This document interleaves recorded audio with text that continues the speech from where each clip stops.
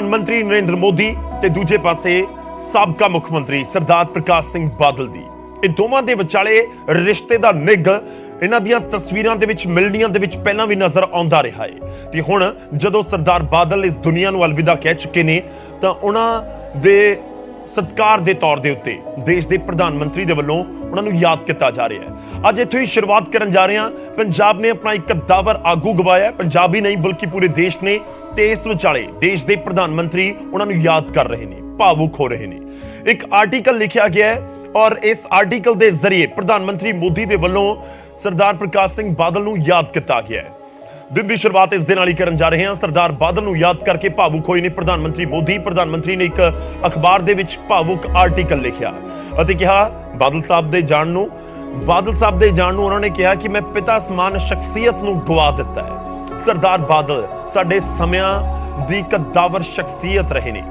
प्रकाश सिंह बादल दी then कोई भुला नहीं सकता, देश भुला नहीं सकता। कई दहाकियां तक उन्होंने मेरा मार्गदर्शन किया है। प्रधानमंत्री उस आर्टिकल दे विच लिखदे ने, वख-वख न्यूज़पेपर दे विच छपिया है। उन्होंने दुनिया भर दे करोड़ां पंजाबियां दे दिलां दे उत्ते राज किया है। खेतीबाड़ी उन्हां दा असल शौक सी। बादल साहब दी साख उन्हां तो पहलां भी सी। निग अते दयालता ये दो गुण आखिरी समय तक नाल रहे। और प्रधानमंत्री ने जिक्र किया उस दौर का भी जो 1990 के दहाके दे विच बतौर बीजेपी के वर्कर पंजाब दे विच उत्तर भारत दे विच विचरे सी। तो उन्होंने कहा कि 1990 दे विच मेरी बादल साहब दे नाल नेड़ियों गलबात हुई। 97 दे विच साडीआं पार्टियां ने इकट्ठे चोणां लड़ीआं। साडा गठजोड़ 97 तो 17 तक सूबे की सेवा करता रहा। तो इस आर्टिकल के जरिए सारे लम्हिਆਂ ਨੂੰ ਛੋਣ ਦੀ कोशिश की गई है प्रधानमंत्री के वलों, जो पिछले करीब 2-2.5 दहाकिਆਂ ਤੋਂ ਉਹਨਾਂ ਨੇ ਮਹਿਸੂਸ ਕੀਤੇ ਨੇ। ਤੇ ਇਸ ਆਰਟੀਕਲ ਦੀ ਉਹ ਸ਼ੁਰੂਆਤ ਹੀ ਇੱਥੋਂ ਕਰਦੇ ਨੇ, ਜਿਸ ਦੇ ਵਿੱਚ ਉਹ ਲਿਖਦੇ ਨੇ ਕਿ ਜਦੋਂ ਮੈਨੂੰ ਕਾਲ ਆਇਆ 25 ਤਰੀਕ ਨੂੰ ਕਿ ਬਾਦਲ ਸਾਹਿਬ ਅਕਾਲ ਚਲਾਣਾ ਕਰ ਗਏ ਨੇ ਤਾਂ ਮੈਨੂੰ ਲੱਗਿਆ ਕਿ ਮੈਂ ਇੱਕ ਪਿਤਾ ਸਮਾਨ ਸ਼ਖਸੀਅਤ ਨੂੰ ਗਵਾ ਦਿੱਤਾ। ਮੈਨੂੰ ਲੱਗਿਆ ਕਿ ਜਿਸ ਨੇ ਮੇਰਾ ਮਾਰਗਦਰਸ਼ਨ ਕੀਤਾ ਬਹੁਤ ਲੰਬੇ ਵੇਲੇ ਤੱਕ ਮੈਂ ਉਸ ਨੂੰ ਗਵਾ ਦਿੱਤਾ। ਉਸ ਤੋਂ ਅੱਗੇ ਉਹ ਉਸ ਦੌਰ ਦਾ ਜ਼ਿਕਰ ਕਰਦੇ ਨੇ ਜਦੋਂ ਨਰਿੰਦਰ ਮੋਦੀ ਇੱਕ ਬੀਜੇਪੀ ਦੇ ਵਰਕਰ ਦੇ ਤੌਰ ਦੇ ਉੱਤੇ ਕੰਮ ਕਰਦੇ ਸੀ। कोई वड्डा अहुदा या कहिए कि उन्होंने कोल मुख मंत्री या प्रधानमंत्री वर्गा रुतबा नहीं सी, पर उस दौर दे विच सरदार प्रकाश सिंह बादल 1990 का जिक्र प्रधानमंत्री अपने आर्टिकल दे विच कर रहे हैं कि उस दौर दे विच 2 बार मुख मंत्री बन चुके सी सरदार प्रकाश सिंह बादल। और उन्होंने कहा अपने आर्टिकल दे विच प्रधानमंत्री ने कि 1990 दे विच उन्हां दा रुतबा बहुत वड्डा सी, पर बावजूद इस दे वो जिवें मेरे नाल मिले एक आम वर्कर ते एक मुख मंत्री रह चुके शख्स दे विचाले दी मुलाकात अजिही नहीं सी कि कोई दोवां दे रुतबे नूं लैके विचाले पाड़ा होवे। उन्होंने महसूस नहीं होण दिता। एक होर किस्से दा जिक्र किया, असीं आर्टिकल दे बहुत सारे अंश तुहानूं दस रहे हैं। एक होर किस्से दा जिक्र किया ते कहा कि एक बार मैं एक गैसट हाउस दे विच रुकिया होया सी, अमृतसर गया ते उत्थे पहुंच गए प्रकाश सिंह बादल। उस समय मुख मंत्री सी तो आके मैनू कहंदे ने कि तुसी मुख मंत्री हाउस दे विच ही चलो। तो मैं उन्होंने मना किया पर वो नहीं मन्ने, जोर पाया।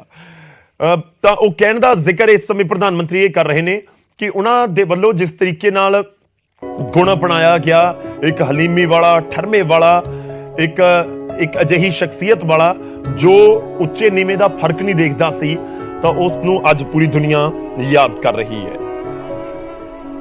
तो असी जिहड़ा आर्टिकल है उसके कुछ अंश भी तुहानूं दस्सण दी और पढ़ के सुणाउण दी भी कोशिश करांगे।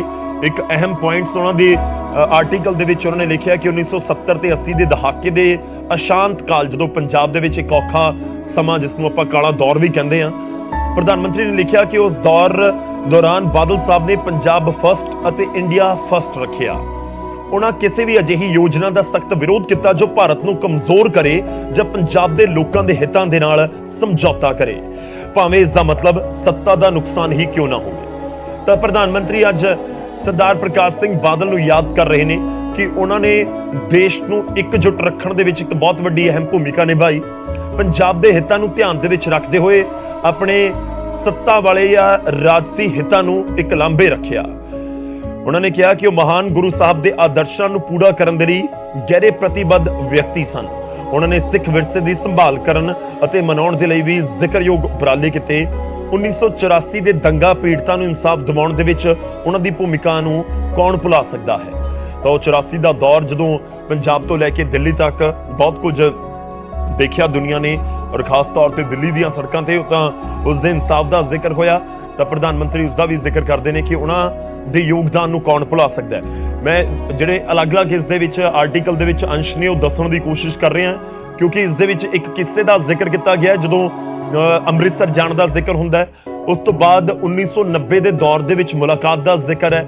ਉਸ ਦੇ ਵਿੱਚ ਗੱਠਜੋੜ ਦਾ ਵੀ ਜ਼ਿਕਰ ਹੈ ਜਦੋਂ ਦੋਵੇਂ ਪਾਰਟੀਆਂ ਦੇ ਵਿਚਾਲੇ ਗੱਠਜੋੜ ਹੋਇਆ ਸੀ।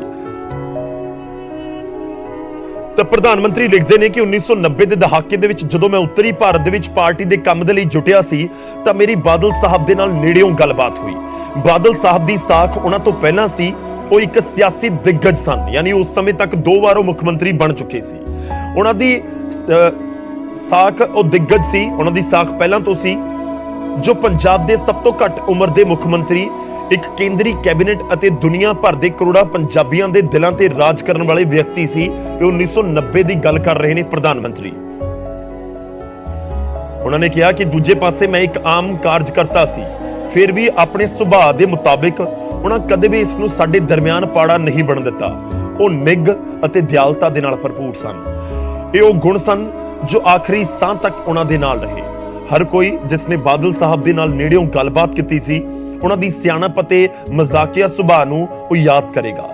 ਇੱਕ ਹੋਰ ਕਿੱਸੇ ਦਾ ਜ਼ਿਕਰ ਕਰਦੇ ਨੇ ਪ੍ਰਧਾਨ ਮੰਤਰੀ ਤੇ ਲਿਖਦੇ ਨੇ ਕਿ 1990 ਦੇ ਦਹਾਕੇ ਦੇ ਅੱਧ ਅਤੇ ਅੰਤ ਦੇ ਵਿੱਚ ਜਦੋਂ 1995 ਦਾ ਪੂਰਾ ਦੌਰ ਸੀ, ਉਹ ਪੰਜਾਬ ਉਸ ਕਾਲੇ ਦੌਰ ਤੋਂ ਹੌਲੀ-ਹੌਲੀ ਬਾਹਰ ਆ ਰਿਹਾ ਸੀ। 90 ਦਾ ਦਹਾਕਾ ਜਿਵੇਂ ਅੱਗੇ ਵੱਧ ਰਿਹਾ ਸੀ ਤਾਂ ਲਿਖਦੇ ਨੇ ਕਿ ਪ੍ਰਧਾਨ ਮੰਤਰੀ ਕਿ 1990 ਦੇ ਦਹਾਕੇ ਦੇ ਅੱਧ ਅਤੇ ਅੰਤ ਦੇ ਵਿੱਚ ਪੰਜਾਬ ਦੇ ਵਿੱਚ ਸਿਆਸੀ ਮਾਹੌਲ ਬਹੁਤ ਵੱਖਰਾ ਸੀ। ਹੁਣ ਇੱਥੇ ਆਪਣੇ ਗੱਠਜੋੜ ਦਾ ਜ਼ਿਕਰ ਕਰ ਰਹੇ ਨੇ ਕਿ 1997 ਦੇ ਵਿੱਚ ਸੂਬੇ ਦੇ ਵਿੱਚ ਬਹੁਤ ਗੜਬੜ ਹੋਈ ਅਤੇ ਚੋਣਾਂ ਹੋਈਆਂ। ਸਾਡੀਆਂ ਪਾਰਟੀਆਂ ਇਕੱਠੀਆਂ ਹੋ ਕੇ ਲੋਕਾਂ ਦੇ ਵਿੱਚ ਗਈਆਂ ਤੇ ਬਾਦਲ ਸਾਹਿਬ ਸਾਡੇ ਨੇਤਾ ਸਨ।